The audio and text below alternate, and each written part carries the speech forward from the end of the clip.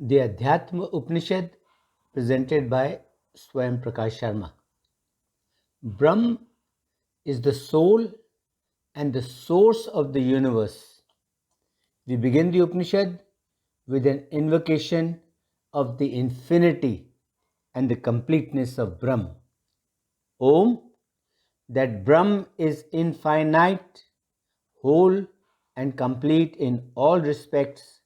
This universe is infinite, whole, and complete in all respects.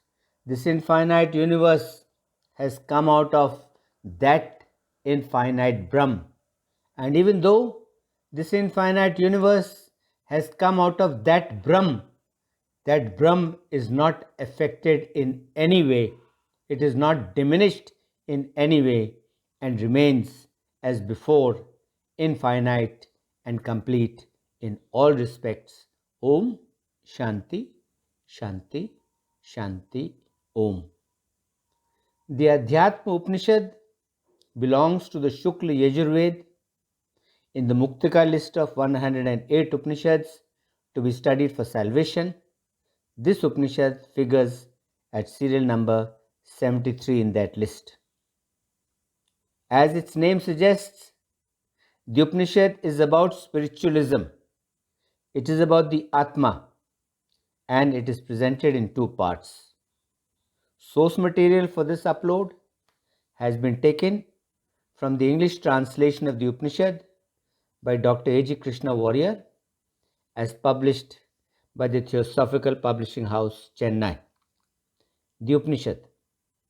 The one and only Brahm is set eternally in the cave of the body. The earth is the body of Brahm, and even though Brahm moves within the earth, yet the earth does not know Brahm. The water is the body of Brahm, and even though Brahm moves within the water, yet the water does not know Brahm. In the same manner, fire, air, ether, mind, intellect, ego, the mind stuff, the unmanifest, the imperishable, death, all these are also the body of Brahm. And even though Brahm moves within all of them, yet none of them know Brahm. Brahm, in fact, is the inner Atma of all beings. Brahm is sinless. He is heaven born.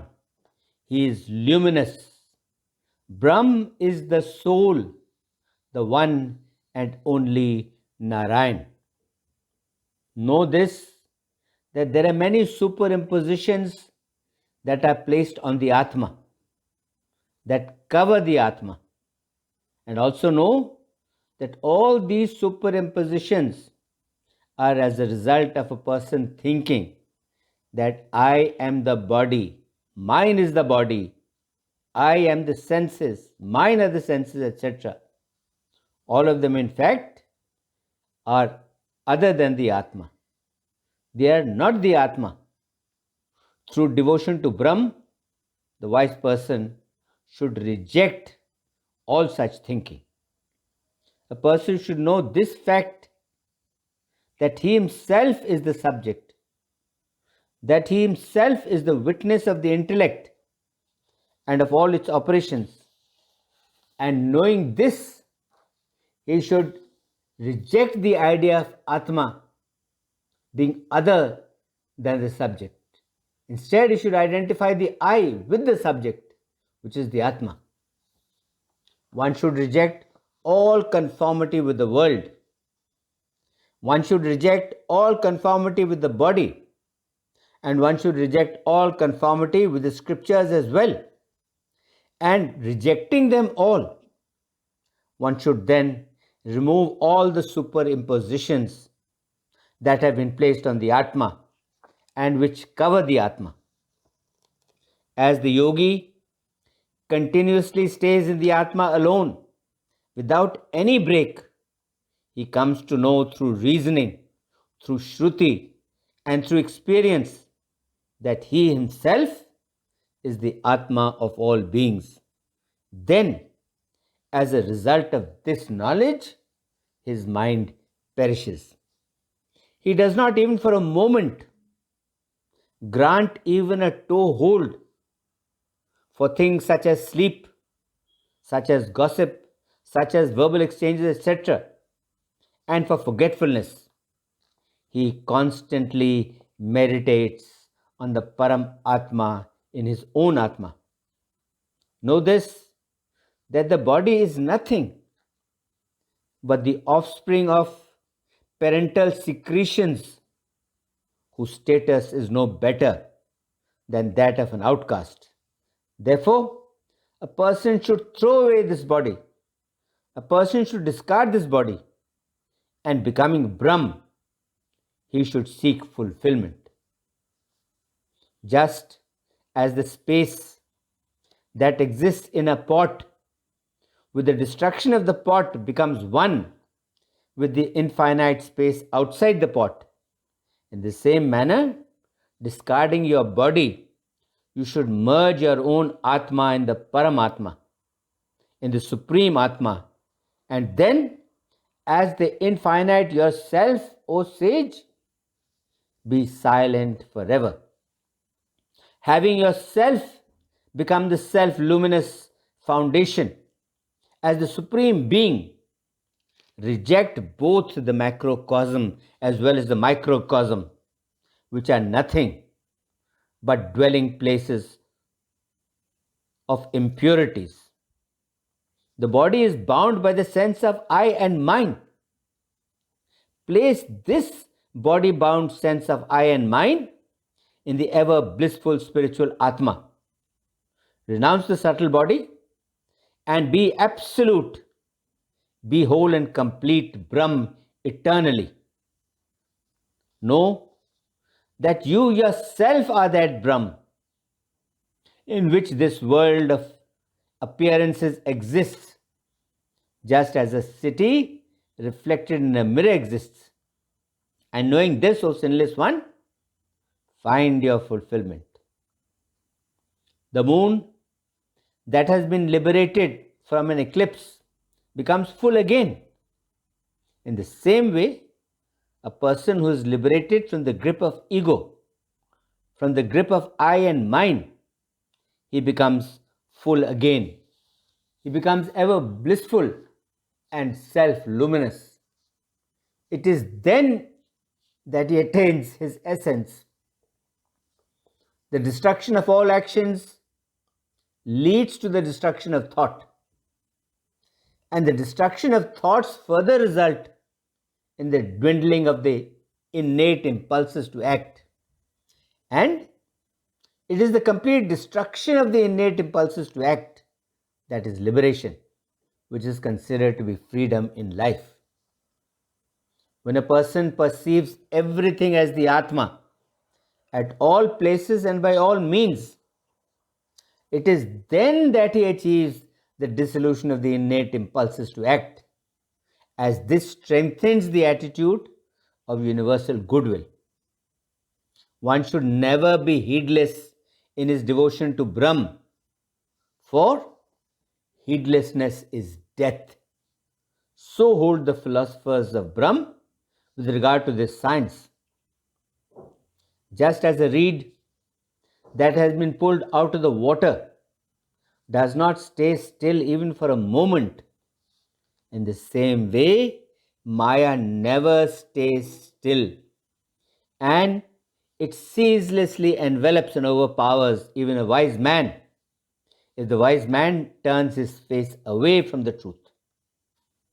The person who wins absoluteness, the person who becomes complete, while still alive, he continues to be absolute. He continues to be complete even after death. Therefore, always be rooted in concentration, O sinless one, and remain steadfast. Through the concentration that never wavers, with the vision of the non-dual Atma, comes the complete dissolution of all knots that bind the heart without leaving any residue whatsoever. strengthening the sense of the Atma vis-a-vis this vision and rejecting it vis-a-vis the ego, remain indifferent to them all, as you remain indifferent to all objects like pots, clothes, possessions, etc. All things, right from Brahma up on high, down to the lowly clumps of grass, they all are nothing but unreal adjuncts. See yourself as the Atma. See your Atma as distinct from them all, existing as the unchanging space filled with matter. One's own Atma is Brahma. One's own Atma is Vishnu. One's own Atma is Indra. One's own Atma is Shiv. In fact, this entire world is one's own Atma. Other than this Atma, there is nothing whatsoever. After rejecting all the objective appearances that have been superimposed on one's Atma, that have been placed on one's Atma, one remains alone as the Supreme Brahm, whole and complete, non-dual, and absolutely motionless. The world is a postulation. It is an assumption, as good as non-existent, in the one reality that is immutable, that is formless, that is beyond qualification. So, where is the difference? The one reality that is devoid of such distinctions like the perceiver, the perception, and the perceived, in the one reality that is devoid of all sufferings, in the absolutely whole and complete, in the spiritual, in the Atma. It is like the ocean at the time of cosmic dissolution. So, where is the difference? Just as darkness is implicit in light, so is darkness implicit in the Atma as well. And it is this darkness that is the cause of delusion. So, where is the difference in the supreme non-dual and in the unqualified reality? In this uniform and supreme reality, how can the agent of differences dwell? In deep sleep, that is nothing but bliss. Who has perceived the difference? Yes, who has perceived the difference? This concludes the first part of the Adhyatma Upanishad. Om Shanti, Shanti, Shanti, Om.